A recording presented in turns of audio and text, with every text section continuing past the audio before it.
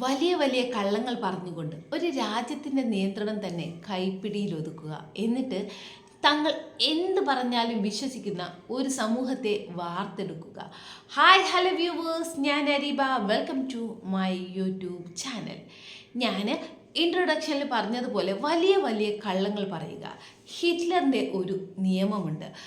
ഏറ്റവും വലിയ കള്ളം പറയുക, വലിയ കള്ളം പറയുക. ആ കള്ളം കേൾക്കുമ്പോൾ ആളുകൾ വിചാരിക്കണം, ഇതുപോലൊക്കെ ആരെങ്കിലും കള്ളം പറയൂ, അപ്പോൾ ഈ പറഞ്ഞത് സത്യമായിരിക്കും. എന്നിട്ട് എന്ത് ചെയ്യുക, ഇതേ കള്ളങ്ങൾ റിപ്പീറ്റായിട്ട് പറഞ്ഞുകൊണ്ടേയിരിക്കുക. തുടർച്ചയായി വ്യത്യസ്ത ആളുകളിൽ നിന്ന് ഒരേ കള്ളം കേൾക്കുമ്പോൾ ചിലപ്പോൾ ആളുകൾ വിചാരിക്കും, ഓ ഇവരൊക്കെ പറയുന്നുണ്ട്, ഇത്രയും ആളുകൾ പറയുന്നുണ്ട്, അപ്പം ഇതിലെന്തോ ഒരു കാര്യമുണ്ട്, ഇത് സത്യമായിരിക്കും. എന്നിട്ടും വിശ്വസിച്ചിട്ടില്ലെങ്കിൽ എന്ത് ചെയ്യാം, അർദ്ധസത്യങ്ങൾ കൂട്ടിയിട്ട് നിങ്ങൾ ഈ കള്ളങ്ങൾ ഇങ്ങനെ പറഞ്ഞുകൊണ്ടേയിരിക്കുക. അപ്പോൾ ഈ അർദ്ധസത്യങ്ങൾ കാണുമ്പോൾ ഈ പകുതി സത്യമുണ്ട് അല്ലേ, ആ പകുതി സത്യങ്ങൾ ആളുകൾക്ക് അതിൻ്റെ തെളിവുകളുണ്ട്, കാര്യങ്ങളുണ്ട്. അപ്പോൾ എന്ത് വിചാരിക്കും, ഓക്കെ ഈ പറഞ്ഞത് സത്യമാണ്, അപ്പോൾ അതിൻ്റെ കൂടെ പറയുന്ന ബാക്കി കാര്യങ്ങളും സത്യമായിരിക്കാം. അതാണ് ഇപ്പോൾ ഇറങ്ങുന്ന ഓരോ പ്രൊപ്പഗണ്ട മൂവീസിനെയും കുറിച്ചിട്ട് എനിക്ക് പറയാനുള്ളത്. അത് നിങ്ങൾക്കറിയാം, ഇപ്പോൾ നോർത്ത് ഇന്ത്യയിലൊക്കെ ഒരുപാട് സിനിമകൾ ഇതുപോലെ മാനിപ്പുലേറ്റ് ചെയ്യാൻ വേണ്ടിയിട്ട് ഉണ്ടാക്കുന്നുണ്ട്. അതായത് അണികളെ ഉണ്ടാക്കാൻ വേണ്ടിയിട്ട് ഇത്തരത്തിലുള്ള പടങ്ങൾ ഇങ്ങനെ പടച്ചു വിടുന്നുണ്ട്. അപ്പം ഇത് കാണുമ്പോൾ അതിൽ യഥാർത്ഥ സംഭവത്തിലെ ന്യൂസ് കട്ടിങ്സും അതുപോലെ എന്താ പറയുക വീഡിയോസിൻ്റെയൊക്കെ പോർഷൻസ് ആഡ് ചെയ്യുമ്പോൾ ഇവിടെ നിയമ നടപടി എടുക്കൽ നിർബന്ധമാണ്. കാരണം കോടതി ഇതിൽ ഇടപെടേണ്ടത് ആവശ്യകതയുണ്ട്. കാരണം ഇത് കാണുമ്പോൾ ആളുകൾ വിചാരിക്കുകയാണ്, ഓക്കെ ഈ നമ്മൾ സാധാരണ ഒരു റിയൽ സ്റ്റോറീനെ ബേസ് ചെയ്തിട്ട് ഒരു ഫിലിം വന്ന് എന്ത് ചെയ്യും, അതിൽ റിയൽ ആയിട്ടുള്ള ആളുകളുടെ ഫോട്ടോസും അതുപോലെ ന്യൂസ് കട്ടിങ്ങും ഒക്കെ കൊടുക്കും അല്ലേ. അതുപോലെ ഇത്തരത്തിലുള്ള പ്രൊപ്പഗണ്ട മൂവീസ് ചെയ്തു തുടങ്ങിയ എന്തായിരിക്കും അവസ്ഥ. അതായത് അർദ്ധസത്യങ്ങൾ ഫിലിമിൽ കൊടുത്തിരിക്കുന്ന ഈ ന്യൂസും കാര്യങ്ങളൊക്കെ അർദ്ധസത്യങ്ങളാണ്, ഇത് കൊടുക്കുന്നു. ഇത് കൂടാതെ ഇവർ ശരിയല്ലാത്ത കാര്യങ്ങൾ അവരുടെ ഇഷ്ടത്തിന് അവർക്ക് അനുയോജ്യമായ അണികളെ വാർത്തെടുക്കാൻ വേണ്ടിയിട്ട് പടച്ചു വിടുന്നു.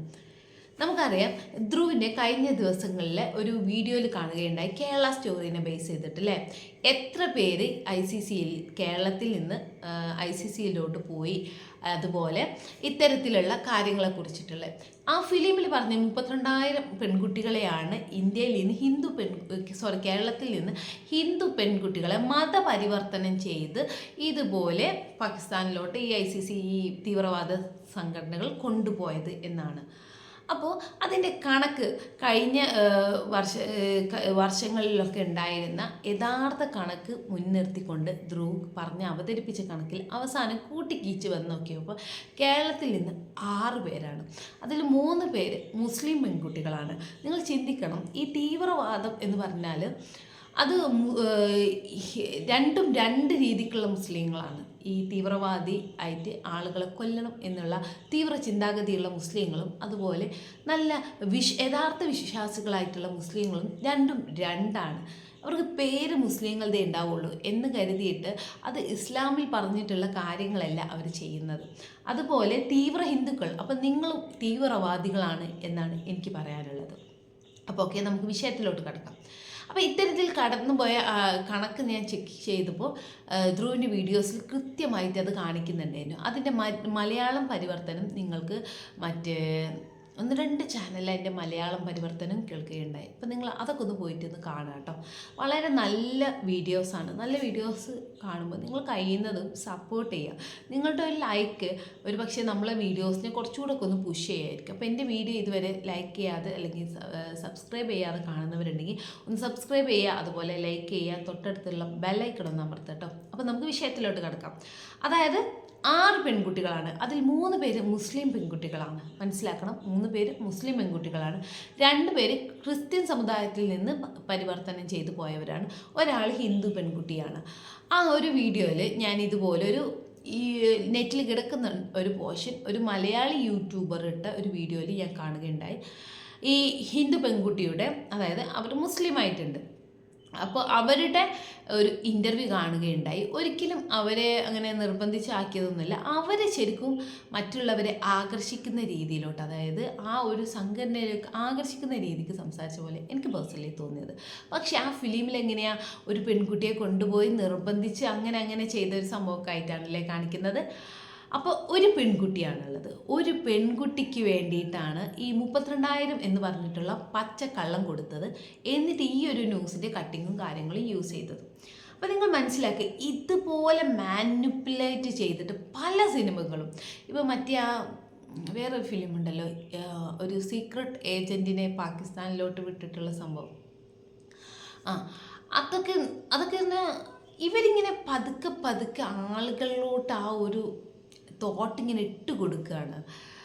എന്താ പറയുക, ഇന്ത്യയെ എന്നിട്ട് ഇതൊക്കെ ചർച്ചാ വിഷയമാക്കുമ്പോഴും ഇപ്പുറത്ത് മറുവശത്ത് ഇന്ത്യയെ ഇവർ തൂക്കി വിൽക്കുന്നുണ്ട്. നമുക്കറിയാം നമ്മുടെ ഇന്ത്യയെ എവിടെ നിന്ന് എണ്ണ വാങ്ങണം എന്നത് അമേരിക്കയിൽ നിന്ന് ട്രംപ് അനൗൺസ് ചെയ്താൽ എത്ര മോശമാണ് ഇന്ത്യക്ക്. ഒന്ന് ചിന്തിച്ച് നോക്കിക്കേ. നമ്മൾ ഒരു വലിയൊരു രാജ്യമാണ്, നമുക്ക് ഇത്രയും പവറായിട്ടുള്ള ഒരു രാജ്യമാണ് എന്നൊക്കെ ജനങ്ങളെ വിശ്വസിപ്പിക്കുമ്പോഴും അമേരിക്ക പോലുള്ള ഒരു എന്താ പറയുക, ശരിക്കും പവർഫുള്ളായിട്ട് എന്ന് നമ്മളൊക്കെ വിശ്വസിക്കുന്ന അമേരിക്കയിൽ നിന്നിട്ട് ഒരു അനൗൺസ്മെൻറ്റ് വരികയാണ്, ഇന്ത്യ ഇനി എണ്ണ വാങ്ങുന്നത്, ഇരട്ടി വില കൊടുത്ത് എണ്ണ വാങ്ങുന്നത് ഈ അമേരിക്കയുടെ കയ്യിൽ നിന്നാണ്. അമേരിക്ക എവിടെയാണ് നിൽക്കുന്നത്, നമ്മൾ എവിടെയാണ് നിൽക്കുന്നത് എന്ന് നിങ്ങളൊന്ന് ചിന്തിച്ച് നോക്കി. എത്ര ദൂരം, എത്ര ട്രാവലിംഗ്, അത് എക്സ്പോർട്ട് ചെയ്യാൻ വേണ്ടിയിട്ട് നമുക്ക് എത്ര എക്സ്പെൻസ് ചിലവ് വരും. അപ്പോൾ ഇതൊന്നും ചിന്തിക്കാതെ നമ്മളെപ്പോഴും രാജ്യത്തിൻ്റെ ജനങ്ങൾക്ക് ഏറ്റവും കുറഞ്ഞ വിലയ്ക്ക് സാധനങ്ങൾ ലഭ്യമാക്കുക, അതുപോലെ ഏറ്റവും ക്വാളിറ്റിയുള്ള സാധനങ്ങളും നല്ലൊരു ഭരണവും കാഴ്ചവെക്കാൻ വേണ്ടിയിട്ടാണ് നമ്മൾ ഇവരൊക്കെ മുകളിലോട്ട് അയച്ചത് അല്ലേ. അപ്പോൾ ഇവരുടെ പേഴ്സണൽ ആവശ്യങ്ങൾക്ക് വേണ്ടിയിട്ട്, അല്ലെങ്കിൽ മറ്റാരുടെയൊക്കെയോ എന്താ പറയുക ഭീഷണിക്ക് മുന്നിൽ വഴങ്ങിയിട്ട് നമ്മുടെ രാജ്യത്തെ അവരുടെ ഇഷ്ടത്തിന് വില കയറ്റാനും അവരുടെ ഇഷ്ടത്തിനനുസരിച്ച് കാര്യങ്ങൾ നടത്താനും തുടങ്ങിയാൽ നമ്മളൊക്കെ എങ്ങനെയാണ് ഈ ഒരു രാജ്യത്ത് ഇനിയും മുന്നോട്ട് ജീവിച്ചുകൊണ്ട് പോവുക? ഒന്ന് ചിന്തിച്ച് നോക്കിക്കേ. നമ്മൾ വിശ്വസിച്ച് നമ്മളെ ഭരിക്കാൻ വേണ്ടിയിട്ട് ഏൽപ്പിച്ച ആളുകൾ, അവരിവിടെ എല്ലാ കാര്യങ്ങളും ചെയ്യുന്നുണ്ട്, അവർ നമ്മുടെ പൊതു സ്വത്തുകളൊക്കെ സംരക്ഷിക്കുന്നുണ്ട് എന്ന് വിശ്വസിച്ച് ഇത്തരം കാര്യത്തിലോട്ടൊന്നും പൊതുജനം ഇടപെടാതെ അവരവരുടേതായ ലോകത്ത് ജീവിക്കുന്നു.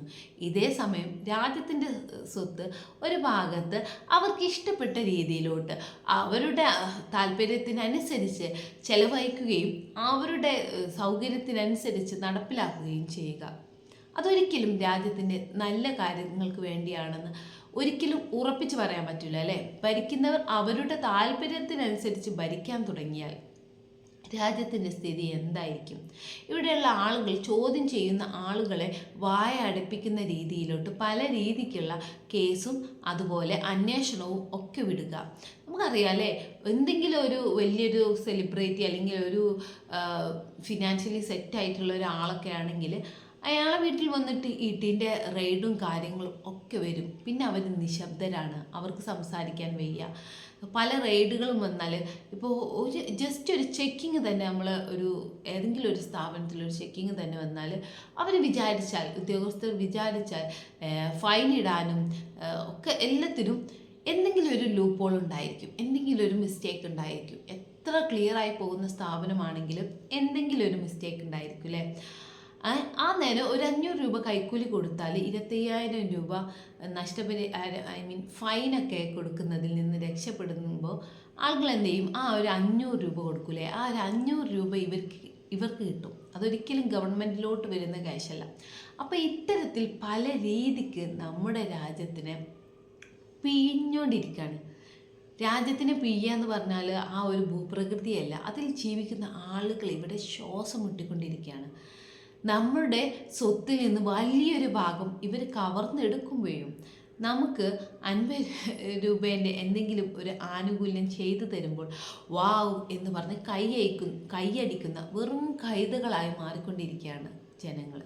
അപ്പോൾ ഓരോരുത്തരും ചോദ്യം ചെയ്യുന്നവർ മുന്നോട്ട് വരണം. ഇപ്പോൾ ഇവർക്ക് ഇത്തരത്തിൽ ഭരിക്കുന്നവർ അവരുടേതായിട്ടുള്ള ഒരു പടകളെ വാർത്തെടുക്കാൻ വേണ്ടിയിട്ട് ഇത്തരത്തിലുള്ള പല മൂവീസ്, അർദ്ധസത്യങ്ങളായിട്ടുള്ള മൂവീസ് ഇറക്കുന്നു, അതുപോലെ അർദ്ധസത്യങ്ങളായിട്ടുള്ള ഡോക്യുമെൻ്ററികൾ ഇറക്കുന്നു, പല പല വീഡിയോസ് ഇറക്കിയിട്ട് അവർക്ക് ഇഷ്ടപ്പെട്ട കാര്യങ്ങൾ ചേർത്ത് വെക്കുന്നു. ചില വീഡിയോസിലുള്ള വീഡിയോ ചിലപ്പം കറക്റ്റായിരിക്കും, അവർ കൊടുക്കുന്ന വോയിസ് വളരെ അതുമായിട്ട് യാതൊരു ബന്ധവുമില്ലാത്ത കാര്യങ്ങളായിരിക്കും. ഇങ്ങനെ ആളുകളിങ്ങനെ ചേർത്ത് ചേർത്ത് ചേർത്ത് അവസാനം അവർക്കെതിരെ സംസാരിക്കാൻ ആരുമില്ലാത്ത ഒരു സ്ഥിതിയിലോട്ട് മാറും. കാരണം ന്യൂനവശം വല്ലാണ്ട് ശ്വാസം മുട്ടി ഒതുങ്ങിപ്പോവും, ഒന്നും പ്രതികരിക്കാൻ പറ്റാത്തൊരവസ്ഥയിലോട്ട് പോകും. ഇപ്പോഴൊക്കെ കുറച്ചെങ്കിലും നമുക്ക് പ്രതികരിക്കാനുള്ള ഒരു വോയിസ് ഉണ്ട്. കുറച്ചുകൂടെ കഴിഞ്ഞാൽ അതൊന്നും ഉണ്ടാവില്ല.